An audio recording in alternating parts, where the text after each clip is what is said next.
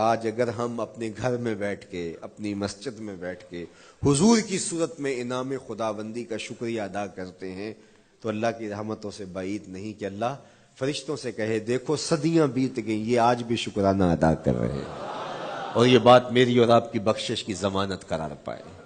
تو حضور کی صورت میں جو انعام ہوا، حضرت حسان بن ثابت اکثر کہا کرتے تھے منا علینا ربنا ام بعث فینا محمدا، ہمارے رب نے ہمارے اوپر احسان کر دیا ہے کہ محمد عربی عطا کر دیے۔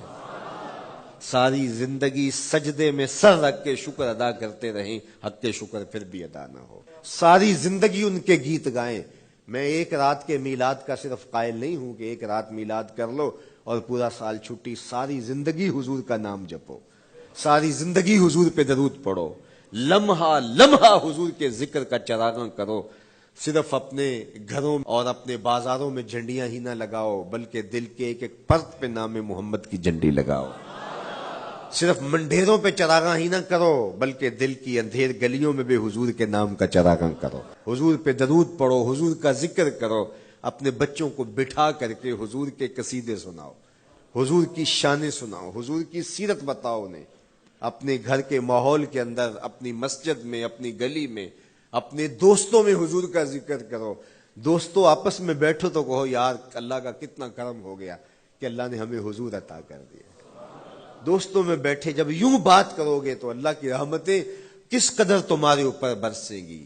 اپنی عقیدتوں کا اظہار کرو، وہاں کمیت نہیں دیکھی جاتی، وہاں کیفیت دیکھی جاتی ہے، وہاں مقدار نہیں دیکھی جاتی، وہاں معیار دیکھا جاتا ہے۔ وہ چہرہ اور چہرے کا تل نہیں دیکھتے، وہ بندے کا دل دیکھتے ہیں، وہ دیکھتے ہیں کون کس خلوص کے ساتھ محبت لے کر کے آیا ہے۔ یار چہرہ تو چمکدار تھا، اسی لیے ابو لہب کہتے ہیں نا شعلے کی طرح چمکتا ہوا لیکن جہنم کا ایندھن بنا، اور کالے رنگ والا، ہونٹ موٹے ہیں لیکن کعبے کی چھت پہ کھڑا اذان دے رہا ہے۔ تو عقیدتوں کے رنگ اور محبتوں کے رنگ حضور علیہ السلام کے ساتھ جب کوئی پیش کرتا ہے تو رائے گانی جاتی۔ یہ وفاداروں کا در ہے، یہاں بے وفائی کا تصور ہی نہیں ہے۔ وہ ہاتھ پکڑتے ہیں تو پھر چھوڑتے نہیں ہیں، اس لیے ان سے محبت کا ربط قائم کیجیے، اپنی اولادوں کو حضور کا پیار سکھائیے، اپنے گھروں میں میلاد کیجیے۔ لازم نہیں ہے کسی عالم دین کو بلاؤ، آپ اپنے گھروں میں حضور علیہ السلام پر درود پڑھیے گا، بچوں کو بٹھائیے گا اور حضور کی سیرت کا کوئی واقعہ ان کو سنائیے گا۔ صحابہ اپنے بچوں کو بٹھا کر کے حضور کی سیرت بتایا کرتے تھے، حضور کا نقشہ بتایا کرتے تھے، حضور کے شمائل ذکر کیا کرتے تھے۔ اور کوئی صحابی ملتا تو تابعین جمع ہو جایا کرتے تھے اور اسے پوچھتے تھے اچھا بتاؤ حضور کی صورت کیسی تھی، زلفیں کیسی تھی۔ یہی میلاد ہے نا، میلاد میں حضور کے فضائل کا ذکر ہوتا ہے، شمائل کا ذکر ہوتا ہے، خصائل کا ذکر ہوتا ہے۔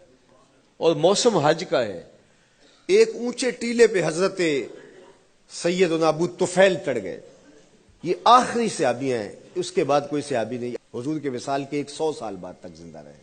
تو کہا لوگو آؤ اس وقت روئے زمین پہ میرے علاوہ کوئی نہیں جس نے حضور کو دیکھا ہو، آؤ مجھ سے حضور کی باتیں سنو۔ لوگ جمع ہو گئے اور کہا صف لنا رسول اللہ، تم نے حضور کو دیکھا ہے تو بتاؤ حضور کیسے تھے۔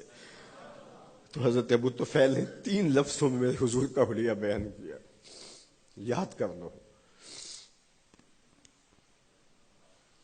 حضرت ابو طفیل نے کہا کان رسول اللہ صلی اللہ علیہ وسلم ابیض ملیحا مقصدا، ایک تو چٹے رنگ کے تھے، ایک تو حضور کا رنگ گورا تھا، دوسری بات ملیحن حضور کا حسن نمکین تھا، اور تیسرا مقصدا حضور متوازن تھے، نہ قد لمبا نہ قد پست، سوا صدر والبطن سینہ اور پیٹ برابر، لیسا بالطویل الممغط ولا بالکثیر المتردد، نہ پست کے عجیب دکھائی دیں نہ اتنے لمبے کے عجیب لگے بلکہ درمیانہ قد، لیکن اذا جامع القوم غامرہم، سن لو حضور کا قد تو درمیانہ تھا لیکن جب لوگوں کے درمیان چلتے حضور کے کندھے لوگوں کے سروں سے اونچے دکھائی دیتے۔ یہ اللہ نے شان دی اپنے محبوب کو۔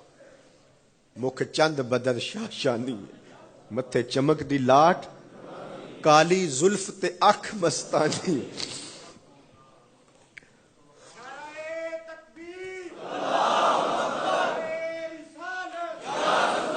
کالی زلف تے اکھ مستانی ہے، مخمو رکھی ہن مد بھریاں۔ حضور علیہ السلام کی جب آمد ہوئی، رحمت عالم صلی اللہ علیہ وسلم کو جب انہوں نے دیکھا نا تو اچانک ودا کے پہاڑوں کی اوٹ سے حضور دکھائی دیے۔ تو سیاہ پہاڑ ہیں، تو ان سے جب حضور کا چمکتا ہوا چہرہ دکھا نا تو بے ساختہ انہوں نے کہا طلع البدر علینا، وہ دیکھو چاند چڑھ گیا ہے، طلع البدر علینا، وہ دیکھو چاند چڑھ گیا۔ مورخ اسلام حفیظ جالندری نقشہ کھینچتے ہیں، جنوبی سمت سے اٹھا ایک نوری غبار آخر، جنوبی سمت سے اٹھا ایک نوری غبار آخر، سواد شہر میں داخل ہوا ناکا سوار آخر، زباں پر اشرق البدر علینا کی صدائیں تھیں، دلوں میں ما دعا للہ دائی کی دعائیں تھیں، نبوت کی سواری جس طرف سے ہو کے جاتی تھی، درود و نعت کے نغمات کی آواز آتی تھی، کہیں معصوم ننھی بچیاں تھیں دف بجاتی تھی، رسول پاک کی جانب اشارے کر کے گاتی تھی اور کہتی کیا تھی، ہم ہیں بچیاں نجار کے عالی گھرانے کی، خوشی ہے آمنہ کے لال کے تشریف لانے۔